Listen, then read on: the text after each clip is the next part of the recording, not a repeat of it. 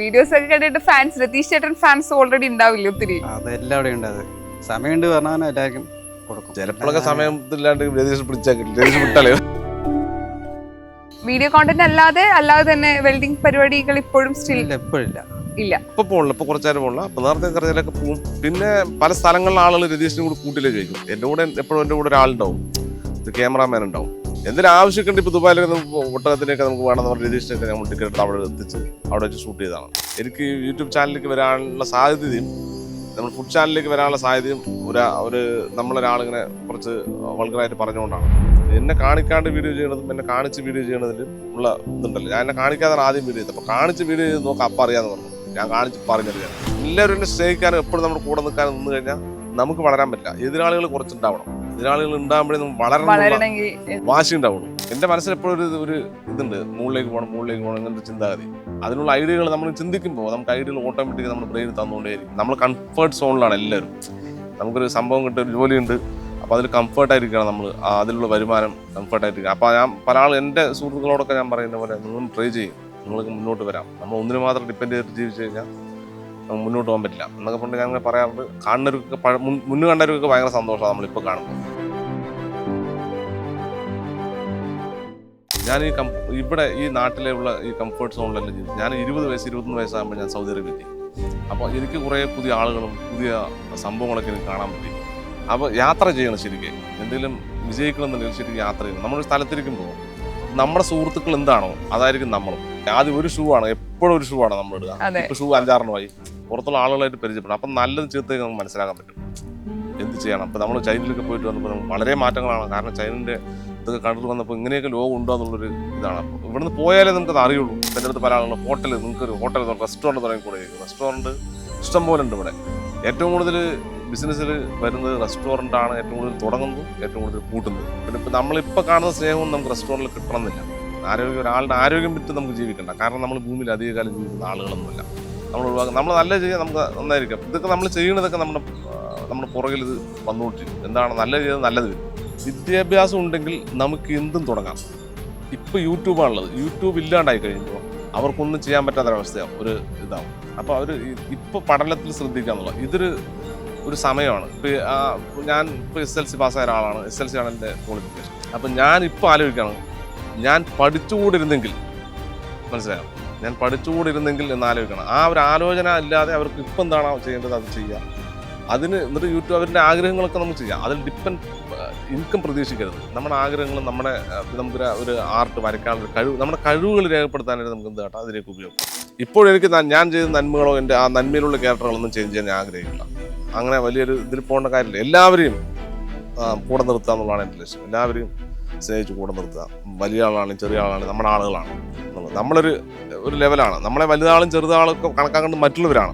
നമ്മളായിട്ട് അഹങ്കാരം കാണിക്കുക, ഇത് കാണിക്കുക, ഷോ ഓഫ് കാണിക്കുക, ഈ പരിപാടി ഒന്നും ഇല്ല. അത് അങ്ങനത്തെ കേട്ടൊന്നും എടുത്ത് വരാതിരിക്കട്ടെ എന്ന് പ്രാർത്ഥിക്കുകയാണ് ഞാൻ. 40 years of സൈനെ കുറിച്ച് 2 വാക്ക്. സൈനെ കുറിച്ച് 2 വാക്ക് പറഞ്ഞാൽ, ഞാൻ എൻ്റെ ബിസിനസ്സിൽ പറഞ്ഞില്ലേ, ഞാൻ ഒരു കേസറ്റിന്റെ കടയിൽ നിൽക്കണ്ടായിരുന്നു. കേസറ്റിന്റെ കട വിജേഷൻ നടത്തിയാണ്. അതിൽ ഞാനാണ് അത് മാനേജ് ചെയ്തിട്ടുള്ളത്.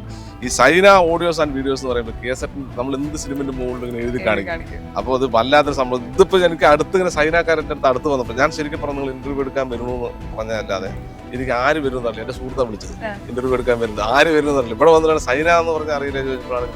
അപ്പൊ തന്നെ സൈന, എനിക്ക് ഇത് അറിയാത്ത ആളുകൾ, ഈ എംബ്ലം കാണാത്ത ആളുകൾ വളരെ കുറവായിരിക്കും. കാരണം എല്ലാ ആളുകളുടെ ഈ കേസറ്റ്, VCR, CD ഇതൊക്കെ പോകുന്ന സമയത്ത്, അതൊക്കെ ഓപ്പറേറ്റ് ചെയ്യുന്ന സമയത്ത് ഈ സാധനം കണ്ടിട്ടുണ്ടാവും. ഇപ്പോൾ ഈ ലോകം നിങ്ങൾ ശ്രദ്ധിച്ചോളെ, ഇതൊരു മനസ്സിൽ കൂടെ ഒരു ഓടിയ ഒരു സംഭവമായിരിക്കും. അതാണ് എനിക്ക് സൈനിനെ കുറിച്ച് പറയാം. സൈനിനെ നമ്മൾ ബിസിനസ് ചെയ്തിട്ടുള്ള അതെ.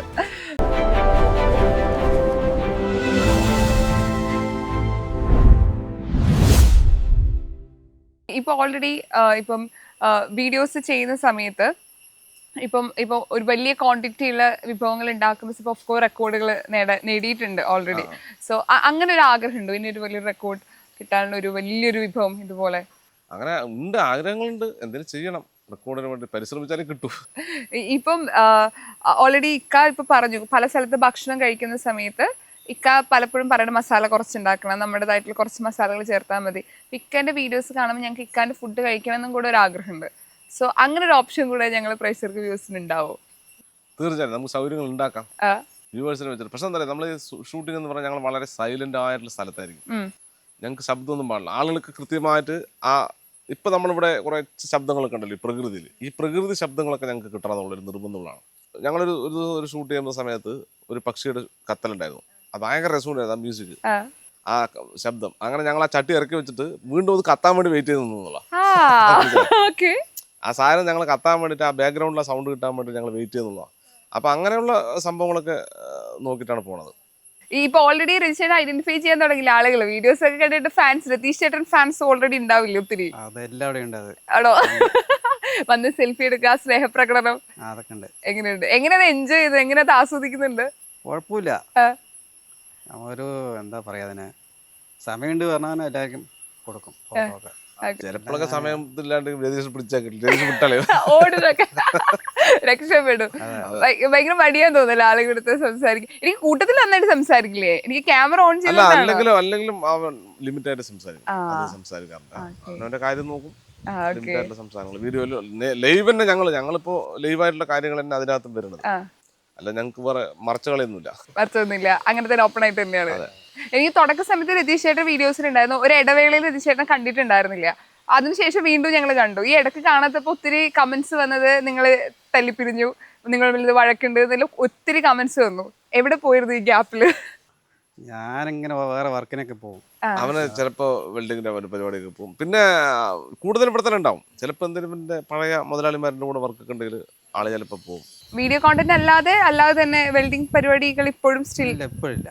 ഇല്ല. ഇപ്പൊ പോകണില്ല, ഇപ്പൊ കുറച്ചാരും പോകണില്ല. അപ്പൊ നേരത്തെ കറിയിലൊക്കെ പോകും. പിന്നെ പല സ്ഥലങ്ങളിലെ ആളുകൾ രതീഷിനും കൂടി കൂട്ടിലേക്ക് കഴിക്കും. എൻ്റെ കൂടെ എപ്പോഴും എൻ്റെ കൂടെ ഒരാളുണ്ടാവും, ഒരു ക്യാമറാമാൻ ഉണ്ടാവും. മാക്സിമം അവനെ കൂട്ടുപോകും. കാരണം നമുക്ക് എന്തെങ്കിലും വീഡിയോ എടുക്കാനോ പരിപാടിക്കൊക്കെ ആയിട്ട് എന്തെങ്കിലും ആവശ്യമൊക്കെ ഉണ്ട്. ഇപ്പോൾ ദുബായിലൊക്കെ നമുക്ക് ഒട്ടകത്തിനൊക്കെ നമുക്ക് വേണമെന്ന് പറഞ്ഞാൽ രതീഷിനൊക്കെ നമ്മൾ ടിക്കറ്റ് എടുത്ത് അവിടെ എത്തിച്ച് അവിടെ വെച്ച് ഷൂട്ട് ചെയ്തതാണ്. ആവശ്യങ്ങളുടെ ഞങ്ങൾ എവിടെയാണ് ടിക്കറ്റൊക്കെ എടുത്ത് വിസയൊക്കെ എടുത്ത് ഞങ്ങൾ കൊണ്ടുപോകും. ബാക്കിയുള്ള സമയത്തൊക്കെ എൻ്റെ കൂടെ എപ്പോഴും ഒരാളുണ്ടാവും. നമ്മൾ ചെറിയ ചെറിയ ഷൂട്ട് എന്തെങ്കിലും പെട്ടെന്ന് കിട്ടുന്ന പരിപാടികളോ എന്തെങ്കിലും സാധനം നമുക്ക് പെട്ടെന്ന് കണ്ടു, എനിക്കാണെങ്കിൽ നമുക്ക് വ്ളോഗ് ചെയ്യാൻ പറ്റില്ല, ഷൂട്ട് ചെയ്യാൻ പറ്റില്ല. നമ്മുടെ ഫുഡ് ആയതുകൊണ്ട് നമുക്ക് അങ്ങനെ ഷൂട്ട് ചെയ്യാൻ പറ്റില്ല. അപ്പോൾ എപ്പോഴും എനിക്ക് പിന്നെ ക്യാമറ പിടിച്ചിങ്ങനെ വ്ളോഗ് ചെയ്യാൻ അറിയില്ല. അത് ഞാൻ പഠിച്ചിട്ടില്ല. എപ്പോഴും എന്നെ തന്നെ നോക്കി ചെയ്യണത് എനിക്ക് അങ്ങനത്തെ ഒരു പ്രശ്നമുള്ളതുകൊണ്ട് എപ്പോഴും ഒരാളുണ്ടാവും. അപ്പൊ ഒരാൾ മുന്നിലുണ്ടാകുമ്പോൾ എനിക്ക് കഥ പറയാൻ പറ്റും. മനസ്സിലായി? ഇത് ഞാൻ ക്യാമറയിൽ നോക്കി എത്ര കഥ പറയണത്, എന്റെ മുഖം മാത്രം കണ്ടുകൊണ്ടിരിക്കാന്നൊക്കെ. ഓൾറെഡി ആളുകൾക്ക് ഇപ്പൊ ചെറിയ മാറ്റം, ആദ്യം മുതലേ വീഡിയോസ് കാണുന്ന ആളുകൾക്കാണെങ്കിൽ നിങ്ങളുടെ ചെറിയ മാറ്റങ്ങൾ ആളുകളെ മിസ് ചെയ്യുന്ന സമയത്തൊക്കെ ആളുകൾക്ക് ഒരു കംപ്ലൈന്റ് പോലെ, പരാതി പോലെ പറയാറുണ്ട് ശരിക്കും മിസ്സിങ്. അത് നിങ്ങളെ ശരിക്കും ബാധിക്കാറുണ്ടോ? കാരണം ഒന്നും ഉണ്ടാവില്ല, പക്ഷെ ആളുകൾ ചിലപ്പോൾ അത് തെറ്റിദ്ധരിച്ച് പറയാറുണ്ട്. അല്ല, അങ്ങനെ ഞങ്ങൾ സുഹൃത്ത് ബന്ധങ്ങളിലൊന്നുമില്ല. സുഹൃത്ത് ബന്ധങ്ങളുടെ നാട്ടിലൊന്നും അങ്ങനെയില്ല. പിന്നെ ചിലതൊക്കെ ഉണ്ടാവും. ഞാൻ പറഞ്ഞില്ലേ, നമ്മൾ ഒരുപോലെ ഇരിക്കില്ലല്ലോ. മനസ്സിലായി? എന്നെ കുറിച്ചിപ്പോൾ ഞാനൊരു ഒരു ഫേസ്ബുക്കിൽ ഒരു കമന്റ് കണ്ടിട്ടായിരുന്നു. ഇയാളെ കുറിച്ച് അറിയണം, ഇയാൾ നാട്ടിൽ പോയി അന്വേഷിക്കണമെന്നുണ്ട്, അയാൾ നിങ്ങൾ ഭയങ്കര ജാടയാണെന്നൊക്കെ പറഞ്ഞൊരു കമന്റ് കണ്ട് ഞാൻ. അപ്പം ഞാൻ ഈ കമന്റ് കണ്ട് ഞാൻ വിചാരിച്ചത്, ഇപ്പം എന്നെ കുറിച്ച് നിങ്ങൾ അന്വേഷിക്കാൻ വരുമ്പോൾ ചിലപ്പോൾ എന്നെ ഇഷ്ടപ്പെടാത്ത ആരുടെ ഇതിലേക്ക് പോണത് ആ ഒരാളെ വെച്ചുകൊണ്ട് മാത്രം നമുക്ക് വിലയിരുത്താൻ പാടില്ലല്ലോ. ഇപ്പം നാട്ടിൽ പൊതുവെ എല്ലാവിടെയും എല്ലാ വിധത്തിലുള്ള ആളുകളുണ്ട്. അപ്പോൾ ഒരാളെ കണ്ടുകൊണ്ട് ഞാൻ തന്നെ അദ്ദേഹത്തിന് പേഴ്സണലായിട്ട് മെസ്സേജ് അയച്ചു, സുഹൃത്തെ നിങ്ങൾ പോയ വഴി തെറ്റായിരിക്കും, നിങ്ങൾ ചിലപ്പോൾ എന്നെ ഇഷ്ടപ്പെടാത്ത ആളുകളായിരിക്കും നിങ്ങൾ കണ്ടിരിക്കുന്നത്, എന്നെ ഇഷ്ടപ്പെടുന്ന ആളുകളുടെ അടുത്ത് പോയാലേ അറിയുള്ളൂ, നിങ്ങൾക്ക് അത് സെലക്ട് ചെയ്യാൻ പറ്റില്ല, അങ്ങനെ ഒരു കമന്റ് നിങ്ങൾ വന്ന് ഇടാൻ പാടില്ലല്ലോ എന്നൊക്കെ പറഞ്ഞിട്ടുണ്ട്. പിന്നെ വേറെ 1-2 ആളുകൾക്ക് വന്നിട്ട് ഇവിടെ വീഡിയോ ഇട്ട് ഭയങ്കര ഇതായിട്ട് ആളുകളുടെ അടുത്തൊക്കെ അന്വേഷണം നടത്തിയിട്ടൊക്കെ വീഡിയോ ഇട്ടു. അങ്ങനെ പബ്ലിക്കിൽ ഇങ്ങനെ അന്വേഷിക്കുമ്പോഴൊന്നും ഇതുണ്ടായില്ല. എല്ലാവരും ഉണ്ടാവും, അത് നമ്മളത് അംഗീകരിച്ചേ പറ്റുള്ളൂ. അല്ലാണ്ട് എല്ലാവരും എന്നെ സ്നേഹിക്കണമെന്നു അല്ലെങ്കിൽ എല്ലാവരും എന്നെ സ്നേഹിക്കാനും എപ്പോഴും നമ്മുടെ കൂടെ നിൽക്കാനും നിന്ന് കഴിഞ്ഞാൽ നമുക്ക് വളരാൻ പറ്റില്ല. എതിരാളികൾ കുറച്ചുണ്ടാവണം. എതിരാളികൾ ഉണ്ടാകുമ്പോഴേ നമുക്ക് വളരണമെങ്കിൽ വാശി ഉണ്ടാവുള്ളൂ. എതിരാളി ഉണ്ടാക്കാനല്ല പറയണ്ട, ഉണ്ടാവണം എന്നുള്ളത് പറഞ്ഞത്. നാളെ മുതൽ കുറച്ച് കൂടുതലായിരിക്കും. അല്ല, അതുണ്ടെങ്കിലേ നമുക്ക് ശരിക്കും നമുക്ക് ഒരു ഇതുണ്ടാവുള്ളൂ, ഒരു വാശി ഉണ്ടാവുള്ളൂ നമുക്ക് വളരാനായിട്ട്. അതിന് നമ്മൾ സന്തോഷിക്കാണ്ട്, അല്ലാണ്ട് അവരെ നമ്മൾ എതിരാളിയായിട്ട് കാണുന്നേ ഇല്ല. അത് ഞങ്ങളുടെ എതിരാളിയല്ല, അല്ല നമ്മൾ എതിരാളിയല്ല. നമ്മൾ ഉദാഹരണം, ഞാൻ കുറച്ച് മുന്നൊക്കെ ആണെങ്കിലും എനിക്ക് യൂട്യൂബ് ചാനലിലേക്ക് വരാനുള്ള സാധ്യതയും നമ്മൾ ഫുഡ് ചാനലിലേക്ക് വരാനുള്ള സാധ്യതയും നമ്മളൊരാളിങ്ങനെ കുറച്ച് വൾഗറായിട്ട് പറഞ്ഞുകൊണ്ടാണ്. വൾഗറല്ല, ഒരു ഇതില്ലാതെ പറഞ്ഞുകൊണ്ടാണ് അങ്ങനെ നമ്മൾ. അപ്പൊ അല്ല, അയാളെ ഞാൻ പുറത്തു ഒരു കാരണവശാലും റിവീൽ ചെയ്യില്ല. എന്തായിരുന്നു പറഞ്ഞിരുന്നത്? അല്ല, അങ്ങനെ കുറച്ച് കാര്യങ്ങൾ ഫുള്ളായി പറയേണ്ടത്. അപ്പൊ അങ്ങനെ ആ ഒരു വാശി എനിക്ക് ഉണ്ടായിരുന്നുള്ളതാണ്. എന്നെ കാണിക്കാണ്ട് വീഡിയോ ചെയ്യണതും എന്നെ കാണിച്ച് വീഡിയോ ചെയ്യണതിലും ഉള്ള ഇതുണ്ടല്ലോ. ഞാൻ എന്നെ കാണിക്കാതാണ് ആദ്യം വീഡിയോ ചെയ്തത്. അപ്പൊ കാണിച്ച് വീഡിയോ ചെയ്ത് നോക്കാം, അപ്പം അറിയാന്ന് പറഞ്ഞു. ഞാൻ കാണിച്ച് പറഞ്ഞില്ല. പക്ഷെ അത് സന്തോഷമുള്ളൂ, അദ്ദേഹം നമ്മൾ സപ്പോർട്ട് ചെയ്താണല്ലോ. കാരണം ഞാൻ മിണ്ടാതെ പോണ ഒരാളിനെ നമ്മൾ കാണിക്കാനുള്ള ഒരു ഇതുണ്ടാക്കിയല്ലേ. അപ്പൊ അങ്ങനെ ഈ എല്ലാവർക്കും കമന്റ്സിന് റെസ്പോണ്ട് ചെയ്യാൻ നല്ല ഫണ്ണി ആയിട്ടുള്ളതും അല്ലാത്ത കമന്റ്സും ഇൻബോക്സിൽ റിപ്ലൈ കൊടുക്കുന്ന ആളാണല്ലേ? അല്ല, റിപ്ലൈ കുറവായിരിക്കും. കാരണം സമയമില്ല, ഒന്ന് കഴിഞ്ഞ പിന്നെ ഒന്നിലേക്ക് പോകില്ലേ. ഒരു വീഡിയോ കഴിഞ്ഞു, അടുത്ത വീഡിയോന്റെ സാധനങ്ങൾ കണ്ടുപിടിക്കാനായിട്ടുള്ള യാത്രയായിരിക്കും. അപ്പൊ അതിലേക്ക് പോകും. കമന്റ് മിക്കവാറും റീപ്ലൈ കുറവായിരിക്കും. ചിലപ്പോൾ എപ്പോഴെങ്കിലും എന്തെങ്കിലും ഒരു കമന്റിനൊക്കെ റീപ്ലൈ, ആദ്യമൊക്കെ ഞങ്ങൾ ഇരുന്ന് റീപ്ലൈ കൊടുത്താൽ ആളുകൾ സന്തോഷിപ്പിക്കാനായി. പിന്നെ അന്ന് സമയം ഇഷ്ടം പോലെ ഉണ്ടായിരുന്നു. ഇന്ന് സമയം വളരെ കുറവായതുകൊണ്ട് എപ്പോഴെങ്കിലും ഒക്കെ ചിലപ്പോൾ എന്തെങ്കിലും റീപ്ലൈ കൊടുക്കും. ഇപ്പൊ ഒരു സിംഗിങ് ബൗൾ ഉണ്ടായിരുന്നു യൂട്യൂബിൽ നിന്ന് കിട്ടിയേ, അത് വെച്ച് ഇഞ്ചി ഇടിക്കാനുള്ള വീഡിയോ എന്ന് പറഞ്ഞിട്ട് ഓർമ്മയുണ്ടോ? അത് ഏറ്റവും കൂടുതൽ ട്രോളൊക്കെ വന്നത് ഞങ്ങൾ കുറെ ചിരിച്ചൊരു വീഡിയോ ആയിരുന്നു. സത്യം പറയാനല്ലേ, ഞങ്ങൾ ആ മേഖലയിലേക്ക് പോകാതെ, ഞാൻ പറഞ്ഞു പാലക്കാട്ടുകാരാണ്, ഞങ്ങൾ ആ മേഖലയിലേക്ക് പോകാത്ത ആളുകളാണ്. ആ സാധനം കയ്യിൽ കിട്ടിയപ്പോൾ ഞങ്ങൾക്ക് മനസ്സിൽ തോന്നിയത് എന്താണോ അതാണ് അവിടെ പറഞ്ഞത്. കയ്യിൽ നിന്ന് അറിയാതെ ഒരു നാച്ചുറലി സംഭവിച്ചതാണോ? നാച്ചുറലി സംഭവിച്ചാണ്, 100% നാച്ചുറൽ ആണ്. ഞങ്ങൾക്കത് കിട്ടി. ഞാൻ ഈ സാധനം തുറന്നു നോക്കില്ല. ഒന്ന് ഇത് പല ആളുകൾക്ക് കിട്ടിയിട്ടുണ്ടായിരുന്നു. അപ്പൊ ഞങ്ങൾക്ക് അത് വെച്ചിട്ട് കണ്ടന്റ് ചെയ്യണം. അപ്പൊ ഞാൻ എന്താണ് സാധനം തുറന്നു നോക്കില്ല. തുറന്നു നോക്കിയാൽ ആ എക്സൈറ്റ്മെന്റ് പോകും. അപ്പൊ ഞാൻ എന്താണ് തുറക്കാതെ വെച്ചിട്ട് അതങ്ങോട്ട് ഷൂട്ട് ചെയ്തു. അതിലൊരു സംഭവം കിട്ടിയത് ഭയങ്കര രസമായിരുന്നു. പിന്നെ നമ്മുടെ കയ്യിൽ ഇപ്പൊ ഒരു വീഡിയോ വരുമ്പോൾ ഇതെങ്ങനെ ട്രോള് കാര്യം വരും, അത് ആസ്വദിക്കുന്ന ആൾക്കാരാന്ന് എനിക്കറിയാം. പക്ഷെ ഇത് ട്രോൾ ആയിട്ട് വരുമ്പോ ഇതല്ലല്ലോ എന്ന് അറിഞ്ഞപ്പോൾ അപ്ലോഡ് ചെയ്ത ശേഷമാണല്ലോ മനസ്സിലാവണത്. അത് തീർച്ചയായും അങ്ങനെ അപ്ലോഡ് ചെയ്ത ശേഷമാണ് ഞങ്ങൾക്ക് മനസ്സിലായത് ഇതെല്ലാം സാധനം ഇങ്ങനെ സംഗീതമാണ്. അല്ല, അറിയാത്ത ഒരുപാട് ആളുകളുണ്ട്. അവരിൽ ഒരാളായതിൽ വളരെ സന്തോഷം. അല്ല, എനിക്ക് അറിയുന്ന തന്നെ പറയാം. ഞാൻ അറിയില്ലെങ്കിൽ അറിയില്ല എന്ന് പറയാം, അംഗീകരിക്കുക എന്നുള്ളതാണ്. പക്ഷെ വേറൊരു യൂസേജ് ഞങ്ങൾക്ക് മനസ്സിലായി, ഇഞ്ചി അടിക്കാൻ പറ്റും. അതും കൂടെ ഞങ്ങൾ പറഞ്ഞു. അത് കറക്റ്റ് ഒരു കുത്താനൊരു സാധനം. അതെ, ഇഞ്ചി നമുക്ക് ഇടിക്കാം. ശരിക്കും അങ്ങനെ ആൾക്കാർ ചിന്തിക്കില്ല, ശരിക്കും ചിന്തിക്കും. അതെ അതെ. എപ്പോഴും ഞങ്ങൾ വീഡിയോസിൽ കാണുന്നത് പാടം, ഒരു നമ്മുടെ വീട്ടില് നമ്മുടെ പണ്ട് നടന്ന വഴികൾ, അല്ലെങ്കിൽ ആ ഇഷ്ടപ്പെട്ട സ്ഥലത്ത് ഇരുന്നിട്ടാണ് വീഡിയോസ് ഒക്കെ ക്രിയേറ്റ് ചെയ്യണത്. എപ്പോഴും ബാക്ക്ഗ്രൗണ്ട് പാടാണ് ഞങ്ങൾ കണ്ടിട്ടുള്ളത്. അതിന് റീസൺ എന്താ? അതിന് റീസൺ ഇവിടെ പാടങ്ങളേ ഉള്ളൂ, മോശമായ സംഭവങ്ങളൊന്നും ഇല്ല. അതുകൊണ്ട് പാടം. പിന്നെ വേറൊന്നും ഇപ്പൊ ഞാൻ അങ്ങനെ എന്റെ മനസ്സിലുണ്ടായിരുന്നത്, ഗൾഫിലും അവിടെ ഇവിടെയൊക്കെ താമസിക്കുന്ന ആളുകൾക്ക് ഇതൊക്കെ കാണുമ്പോൾ ഭയങ്കര സന്തോഷമാണ്. ഈ ട്രാക്ടർ, പാടങ്ങള്, നമ്മൾ എത്ര നൊസ്റ്റാൾജിയ. നമ്മൾ ഫ്ലൈറ്റ് ഒക്കെ പോകുമ്പോൾ ഇപ്പോഴും നമ്മൾ നോക്കിയിരിക്കും. അതുപോലെ ട്രെയിൻ പോകുമ്പോഴൊക്കെ നമ്മൾ നോക്കിയിരിക്കും. കടൽ തീരങ്ങൾ നമ്മൾ നോക്കിയിരിക്കും. അതുപോലെ ഞങ്ങളെ സംബന്ധിച്ചിടത്തോളം പാടം, അത് ഗൾഫിലുള്ള ആളുകൾക്ക് അവർ അവിടെ ഇരിക്കുമ്പോൾ അവർക്കത് കാണാൻ ഭയങ്കര സന്തോഷമായിരിക്കും. അവരെ ആസ്വദിപ്പിക്കാൻ വേണ്ടിയിട്ടാണ് നമ്മൾ ഈ പാടങ്ങളെ കൂടുതൽ ചെയ്തത്. അത് ഒരുപാട് കമന്റ് എനിക്ക് വന്നിട്ടുണ്ട്. ഞങ്ങൾക്ക് ഇത് കാണാൻ ഭയങ്കര സന്തോഷമാണ്. ഈ കുക്കിംഗ് എളുപ്പമാണോ കുറച്ച് ബുദ്ധിമുട്ടാണോ? ഇന്നും കുക്കിംഗ് ഭയങ്കര ബുദ്ധിമുട്ടായിട്ട് ചിന്തിക്കുന്ന ആൾക്കാരുണ്ട്. ശരിക്കും ഇക്കാര്യം സംബന്ധിച്ചിടത്തോളം കുക്കിംഗ് ഈസിയുള്ള കാര്യമാണ്? കുക്കിംഗ് ശരിക്കും ബുദ്ധിമുട്ടാണെന്ന് ചോദിച്ചാൽ ബുദ്ധിമുട്ടാണ്, എളുപ്പമാണെന്ന് ചോദിച്ചാൽ എളുപ്പമാണ്. രണ്ട് വഴികളാണ്. ഇതിനെ ഇഷ്ടപ്പെടുന്നവർക്ക് എളുപ്പമാണ്, ഇഷ്ടമില്ലാത്തവർക്ക് ബുദ്ധിമുട്ടാണ്. അത്രേ ഉള്ളൂ പറയാനുള്ളത്. കുക്കിംഗ് വളരെ സിമ്പിളല്ല. ഞാൻ പറട്ടെ, നമ്മളിപ്പോൾ എല്ലാ സൗകര്യങ്ങളും ഉള്ളത് കൊണ്ടാണ് നമുക്ക് ഭക്ഷണം കിട്ടാത്തൊരവസ്ഥ വരികയാണെങ്കിൽ കുക്കിംഗ് നമുക്ക് എളുപ്പമാവും. കാരണം ഭക്ഷണം കഴിക്കണമല്ലോ. നമ്മളടുത്ത് നമുക്ക് കിട്ടുന്നതുകൊണ്ട് ഇച്ചിരി ബുദ്ധിമുട്ടിലാവും. എനിക്ക് കുക്ക് ചെയ്യാൻ വയ്യാന്നൊക്കെ പറയും. കിട്ടാതിരുന്നു 2-3 ദിവസം ഭക്ഷണം കിടന്നാലോ, സാധനങ്ങളൊക്കെ ഉണ്ട്, കുക്ക് ചെയ്യാനുള്ള സാധനങ്ങളൊക്കെ ഉണ്ട്. പട്ടിണിയിലാണ് നമ്മളെങ്കിൽ ഓട്ടോമാറ്റിക്കലി അത് എളുപ്പമാക്കും. ശരിയാ, അതാണ് സംഭവം. ഈ ഇപ്പൊ സോഷ്യൽ മീഡിയയില് വ്യൂവിനും ലൈക്കിനും വേണ്ടിയിട്ട് ഫുഡ് വേസ്റ്റ് ചെയ്യണ ഒത്തിരി ആളുകളുണ്ട്. അതായത് ഇതേ ക്വാണ്ടിറ്റിയിൽ ഉണ്ടാക്കിയിട്ട് അത് വേസ്റ്റ് ചെയ്യുന്ന തരത്തിൽ വീണ്ടും, പക്ഷെ അതിന് ഒത്തിരി വ്യൂസാ വരിക. സെയിം അതൊരു കമ്പാരിസൺ പോലെ അത് രണ്ട് താരതമ്യപ്പെടുത്തിയിട്ട് ഒരു വീഡിയോ ഞാൻ കണ്ടിട്ടുണ്ടായിരുന്നു. ഇക്കാന്റെ വീഡിയോ, ഇവരിവിടെ വേസ്റ്റ് ചെയ്യുമ്പോൾ ഇക്കാന്റെ വീഡിയോ, ഇക്ക ഫുഡ് ഉണ്ടാക്കുന്നു, ആ ഫുഡ് വേസ്റ്റ് ചെയ്യാതെ ഭക്ഷണം കഴിക്കാത്ത ആളുകൾക്ക് കൊടുക്കുന്നു എന്നതൊരു താരതമ്യപ്പെടുത്തിയിട്ടുള്ള ഒരു വീഡിയോ ഞാൻ കണ്ടു. അപ്പൊ മലയാളി എന്ന രീതിയിൽ നമുക്ക് ഒരുപാട് സന്തോഷമാണ് അത് കാണുന്ന സമയത്ത്. അതൊരു നല്ലൊരു തോട്ടല്ലേ, ആളുകളിലേക്ക് ഇത് കൂടുതൽ എത്തുന്നില്ല. ബിക്കോസ് ഓരോ വ്യൂവേഴ്സിനും ചിന്തകൾ മാറാൻ സഹായിക്കും. ഇപ്പൊ നമ്മൾ ചെയ്യുന്ന കോണ്ടന്റ് ആളുകൾ കാണുമ്പോൾ അവർക്കൊരു മാറ്റം വരട്ടെ എന്നും കൂടി ഇക്കാന്റെ വീഡിയോകളിൽ ഉദ്ദേശിക്കുന്ന പോലെയാണ് എനിക്ക് തോന്നുന്നത്. അങ്ങനെ തന്നെയാണോ? തീർച്ചയായിട്ടും. നമ്മളിപ്പോൾ അങ്ങനെ പബ്ലിക്കിൽ നമ്മളിപ്പോൾ ഫുഡ് വേസ്റ്റ് ആകണമെന്ന് കാണിക്കാൻ പറ്റില്ല. അത് കാണിക്കുന്നത് മോശമല്ലേ? കാരണം നമ്മളത് ബാഡ് ഇൻഫ്ലുവൻസ് ആണ്, വേറൊരാളെ പ്രചോദനം ചെയ്യുന്നതാണ്. ഒരു കാരണവശാലും നമ്മളിപ്പോൾ അങ്ങനെ അതിനോട് ഞാൻ യോജിക്കുന്നില്ല. നമ്മൾ സാധനത്തിനെ വേസ്റ്റ് ആക്കിയിട്ട് അതിനെ കാണിക്കാൻ ഞാൻ യോജിക്കുന്നില്ല. കാരണം അത് അങ്ങനെ വേസ്റ്റ് ആവുകയാണെങ്കിൽ അത് നിങ്ങൾ മാത്രം അറിഞ്ഞാൽ മതി, മറ്റുള്ളവർ ഇൻഫ്ലുവൻസ് ചെയ്യാൻ പാടില്ലല്ലോ. അതാണ്, അങ്ങനെയുള്ളൊരു ചിന്താഗതിയുള്ള ഒരാളാണ് ഞാൻ. നമ്മളതങ്ങനെ മാക്സിമം ഞങ്ങളത് വേസ്റ്റ് ആക്കാതെ ചെയ്യും. കാരണം എന്താ പറയുക, ഇവിടെ ആളുകളുണ്ട്, നമ്മുടെ കൂടെ തന്നെ കുട്ടികളുണ്ട്, ഇവർക്ക് കൊടുത്തുവിടും. ഞങ്ങൾ ഇവിടെ നമുക്ക് ഓർഫണേജ് കൊടുക്കാൻ പറ്റാത്ത ഫുഡാണെങ്കിലും ഞങ്ങൾ ഇവിടെ തന്നെ കൊടുത്തുവിടും. അങ്ങനെയൊക്കെയാണ് ഞങ്ങൾ ഭക്ഷണം തീർക്കുക. എങ്ങനെയും ഞങ്ങൾ തീർക്കും ഈ സാധനം, അല്ലാതെ അങ്ങനെ കളയാൻ ഞങ്ങൾ കൂടുതലായിട്ട് നിൽക്കില്ല. ഇല്ല, അതിപ്പോൾ ഓൾറെഡി എന്നോട് 2 കുട്ടികൾ സംസാരിച്ച് പറഞ്ഞു ഞങ്ങൾക്ക് കിട്ടാറുണ്ട്, ഫുഡൊക്കെ തരാറുണ്ട്, കഴിക്കാറുണ്ട് എന്നൊക്കെ അവർ പറഞ്ഞു. അല്ല, ഞാൻ മാക്സിമം കൊടുത്തുവിടും. നമ്മൾ ഇഷ്ടപ്പെടുന്ന ആളുകൾ കൊടുത്തുവിടും. പിന്നെ ഞങ്ങൾ ഇപ്പം നിങ്ങൾ പറഞ്ഞ പോലെ രുചി എന്തെങ്കിലും കുറവുണ്ടെങ്കിൽ ഞങ്ങൾ ആളുകൾക്ക് മാത്രമേ കൊടുത്തുള്ളൂ. ആ രുചിയുള്ള സാധനമൊക്കെ എല്ലാവർക്കും എത്തിക്കും. അല്ലെങ്കിൽ ഞങ്ങൾ മാത്രം കഴിച്ചു തീർക്കുന്നൊക്കെ. അല്ല പിന്നെ വേറെ എന്താ, പാലക്കാടാണ് ഒന്ന്, ഞങ്ങൾ ഉണ്ടാക്കുന്ന മുഴുവൻ വ്യത്യസ്തമായ വിഭവങ്ങളാണ്. ഇപ്പം നമ്മൾ കഴിഞ്ഞ ദിവസം ഈ സദ്യ ഉണ്ടാക്കിയല്ലോ, സദ്യയിൽ 200-250 ഐറ്റംസാണ് നമ്മൾ ഉണ്ടാക്കിയത്.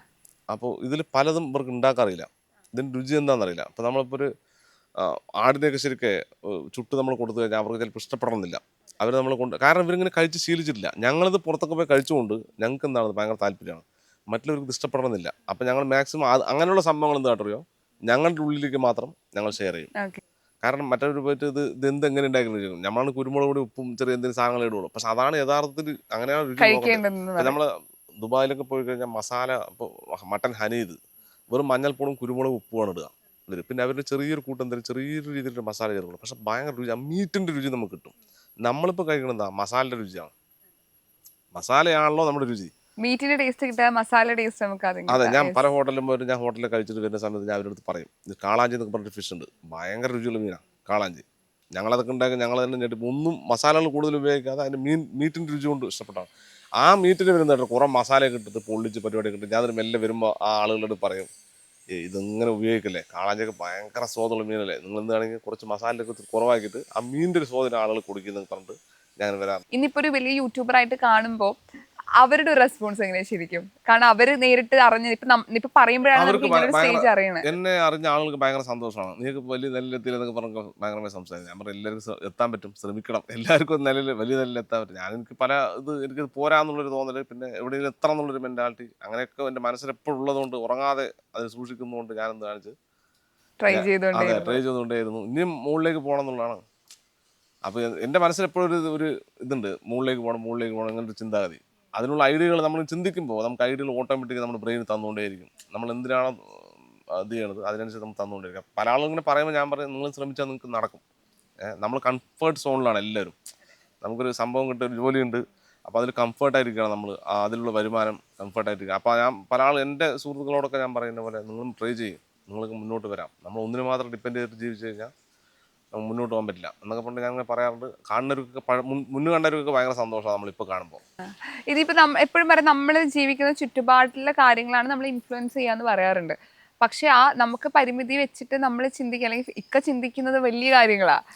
അപ്പം അതൊരു തെറ്റായിട്ടുള്ള കാര്യമല്ലേ ശരിക്കും? നമ്മുടെ ഏത് മേഖല എങ്ങനെ ജീവിച്ചാലും എവിടെ ജീവിച്ചാലും നമുക്ക് അതിൽ നിന്ന് നമ്മുടെ ഡ്രീം അനുസരിച്ച് മുന്നോട്ട് വരാൻ പറ്റും എന്നല്ലേ ശരിക്കും അത് കാണിക്കണം. അതിന് കാരണം ഞാൻ പറഞ്ഞില്ല, ഞാൻ സൗദിയിലായിരുന്നു. ഞാൻ ഇവിടെ ഈ നാട്ടിലുള്ള ഈ കംഫർട്ട് സോണിലല്ല ജീവിച്ചു. ഞാൻ 20-21 വയസ്സാകുമ്പോൾ ഞാൻ സൗദി അറേബ്യ എത്തി. അപ്പോൾ എനിക്ക് കുറേ പുതിയ ആളുകളും പുതിയ സംഭവങ്ങളൊക്കെ എനിക്ക് കാണാൻ പറ്റി. അപ്പോൾ യാത്ര ചെയ്യണം, ശരിക്കും എന്തെങ്കിലും വിജയിക്കണം എന്നുണ്ടെങ്കിൽ ശരിക്കും യാത്ര ചെയ്യണം. നമ്മളൊരു സ്ഥലത്തിരിക്കുമ്പോൾ നമ്മുടെ സുഹൃത്തുക്കൾ എന്താണോ അതായിരിക്കും നമ്മളും. നമ്മൾ വേറെ പുതിയ സുഹൃത്തുക്കളും പുതിയ ബന്ധങ്ങൾ വരുമ്പോൾ നമ്മൾ മാറ്റങ്ങളുണ്ടാകും. ഉദാഹരണത്തിന് ഞാനിപ്പോൾ പെർഫ്യൂമൊക്കെ ഞാൻ കാര്യമായിട്ട് ഉപയോഗിക്കുന്ന ആളാണ്. പെർഫ്യൂമൊക്കെ അന്നൊരു 500 രൂപ അല്ലെങ്കിൽ 1000 രൂപയുടെ പെർഫ്യൂമൊക്കെ ഉപയോഗിക്കുന്നത്. ഇന്നൊന്നുമില്ല, അതിന് 10 മടങ്ങുള്ള പെർഫ്യൂം നമ്മൾ ഉപയോഗിക്കുന്നത്. കാരണം നമ്മൾ ആളുകളുമായിട്ട് ബന്ധപ്പെടാൻ തുടങ്ങിയപ്പോൾ അങ്ങനെയുള്ള രീതിയിലേക്ക് നമ്മൾ മാറി. ആദ്യം ഒരു ഷൂ ആണ്, എപ്പോഴും ഒരു ഷൂ ആണ് നമ്മൾ ഇടുക. ഇപ്പോൾ ഷൂ 5-6 മനസ്സിലായി. അപ്പോൾ നമ്മൾ ഈ മേഖല വിടുമ്പോൾ നമ്മുടെ പല സുഹൃത്തുക്കളും വരുമ്പോൾ നമുക്ക് എന്താവും, മാറ്റങ്ങൾ തീർച്ചയായിട്ടും ഉണ്ടാവും. അപ്പോൾ നമ്മൾ ഈ ഞാൻ മുന്നേ പറഞ്ഞ കംഫർട്ടിലിരിക്കുന്നതാണ് നമുക്ക് പ്രശ്നം. പുറത്തുള്ള ആളുകളായിട്ട് പരിചയപ്പെടണം. അപ്പം നല്ലത് ചീത്തയൊക്കെ നമുക്ക് മനസ്സിലാക്കാൻ പറ്റും, എന്ത് ചെയ്യണം. അപ്പോൾ നമ്മൾ ചൈനയിലൊക്കെ പോയിട്ട് വന്നപ്പോൾ നമുക്ക് വളരെ മാറ്റങ്ങളാണ്. കാരണം ചൈനൻ്റെ ഇതൊക്കെ കണ്ടിട്ട് വന്നപ്പോൾ ഇങ്ങനെയൊക്കെ ലോകം ഉണ്ടോ എന്നുള്ളൊരു ഇതാണ്. അപ്പോൾ ഇവിടുന്ന് പോയാലേ നമുക്കത് അറിയുള്ളൂ.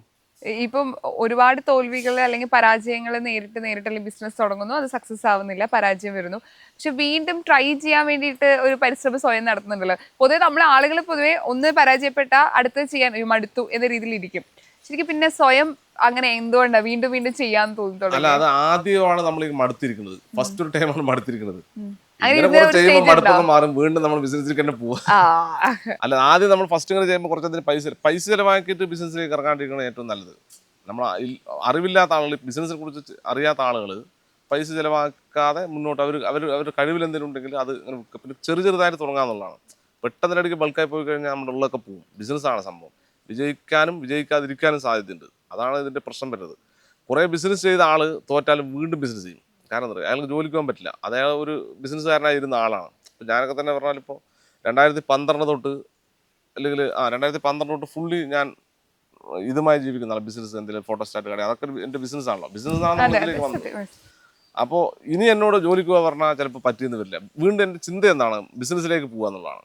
മനസ്സിലായി. ഞാൻ ജോലിക്ക് പോയാലും ഇനിയിപ്പോൾ ഇതൊന്നും ശരിയായാലും അവർ ജോലിക്ക് പോയാലും എൻ്റെ മനസ്സിലെന്തായിരിക്കും വീണ്ടും ബിസിനസ് എന്തെങ്കിലും ചെയ്യണം എന്നുള്ളൊരു ചിന്തയായിരിക്കും. അതങ്ങനെ വന്നുകൊണ്ടിരിക്കും. ഫസ്റ്റ് നമ്മൾ പൈസ അധികം ചിലവാക്കാതെ ഉള്ള ബഡ്ജറ്റൊക്കെ എടുത്ത് ചിലവാക്കാതെ ബിസിനസ് ചെയ്യുക. ചെറിയ ചെറിയ ബിസിനസ്സിൽ ഒരുപാട് കാര്യങ്ങൾ പഠിക്കാനുണ്ട് നമുക്ക്. പഠിച്ചിട്ട് വേണം നമുക്ക് മുന്നോട്ട് പോയി. പെട്ടെന്ന് നിർത്തുകയാണ് നമ്മൾ ബൾക്കായി എന്തെങ്കിലും സാധനം കൊണ്ട് ഇട്ട് കഴിഞ്ഞാൽ പിന്നെ ജനങ്ങൾക്ക് എന്തെങ്കിലും അത്യാവശ്യമായിട്ട് വേണ്ട സാധനമാണെങ്കിൽ നമുക്ക് 100% അതിൽ വിശ്വസിച്ച് ഇറങ്ങാൻ പറ്റും. അതെ, നമുക്ക് ബിസിനസ്സിലേക്ക് ഇത് നിങ്ങൾക്ക് ആവശ്യമുള്ള സാധനമാണ്, ഇല്ല അത്യാവശ്യമുള്ള സാധനമാണ്, നിങ്ങൾ വാങ്ങിക്കുന്ന ഉറപ്പുണ്ടെങ്കിൽ നമുക്ക് ഇറങ്ങാം.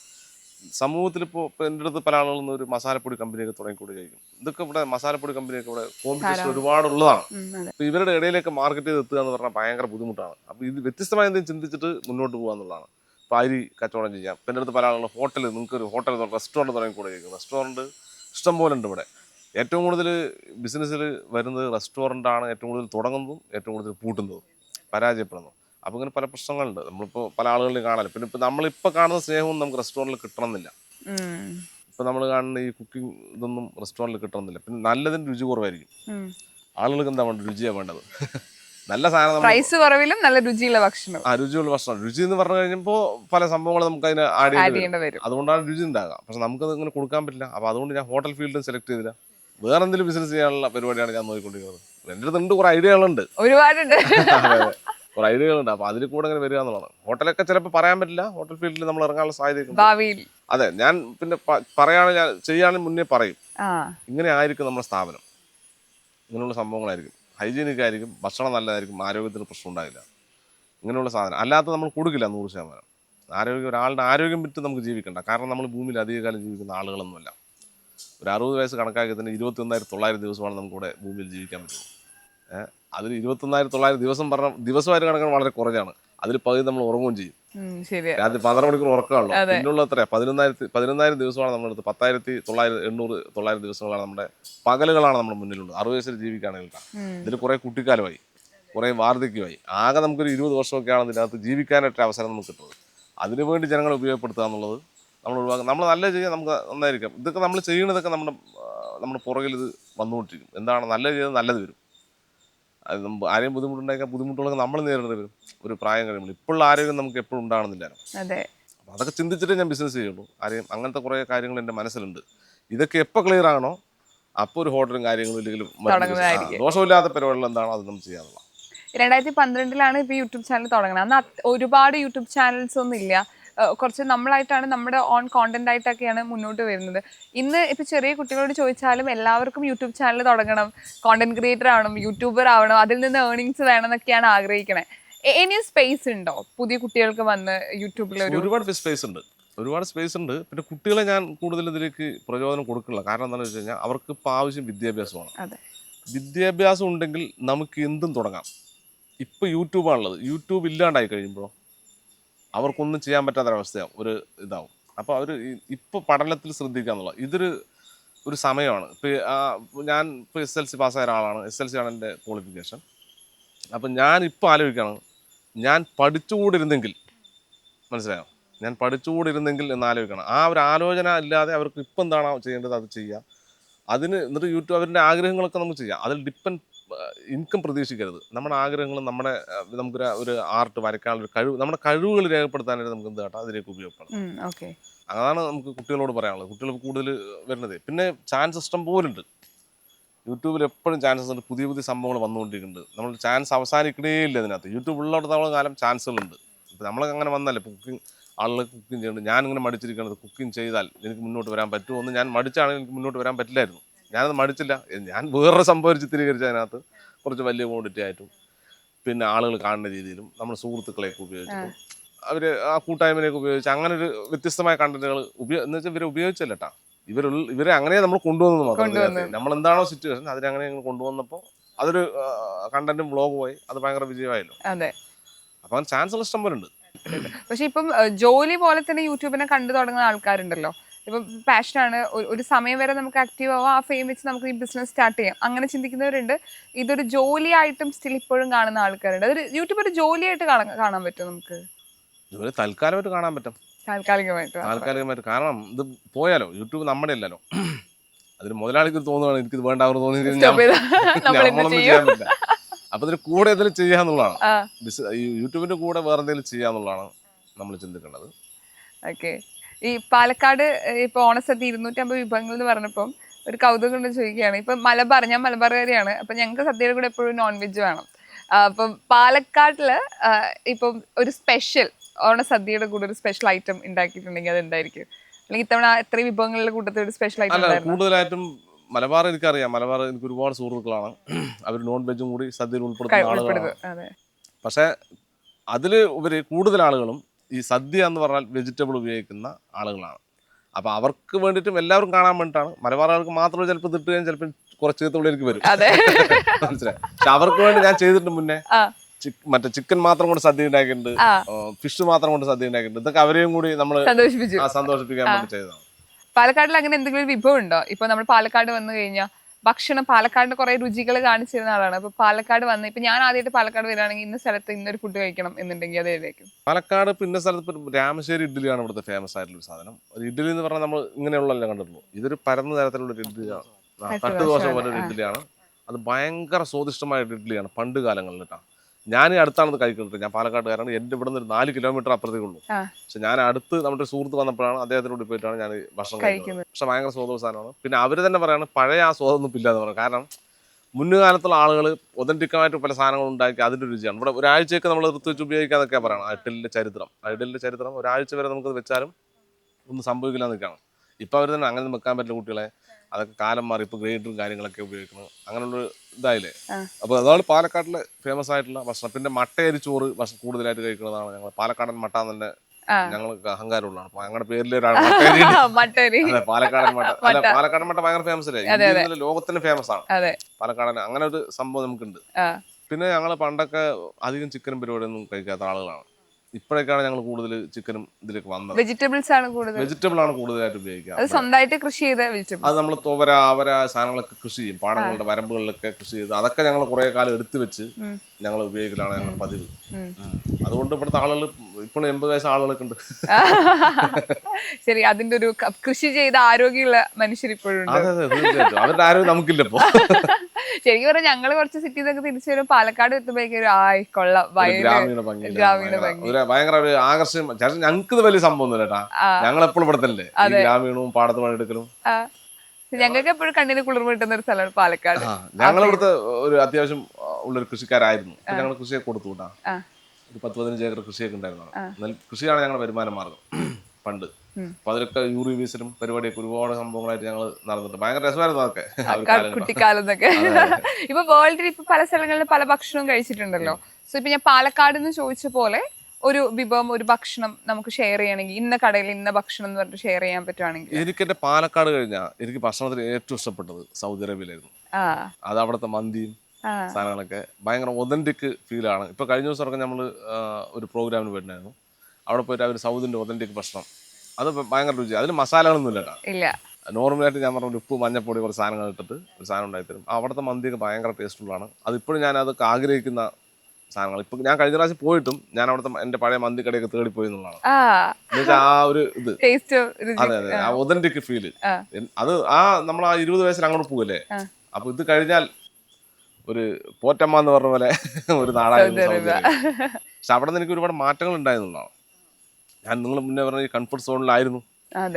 ബ്രേക്ക് ചെയ്ത് അവിടെ പോയിട്ടായിരുന്നു. കാരണം അവിടുത്തെ ജീവിതവും സാഹചര്യങ്ങളും ആളുകളെയും അവിടുത്തെ ബിൽഡിങ്ങും പല ബിസിനസ്സുകളും കണ്ടപ്പോൾ എൻ്റെ മനസ്സിലും കൂടി പല ബിസിനസ്സുകളും പല ആഗ്രഹങ്ങളും. പക്ഷെ അതിന് മുന്നേ ഞാൻ സൗദിക്ക് പോണതിന് മുന്നും ബിസിനസ് ചെയ്തിട്ടാ.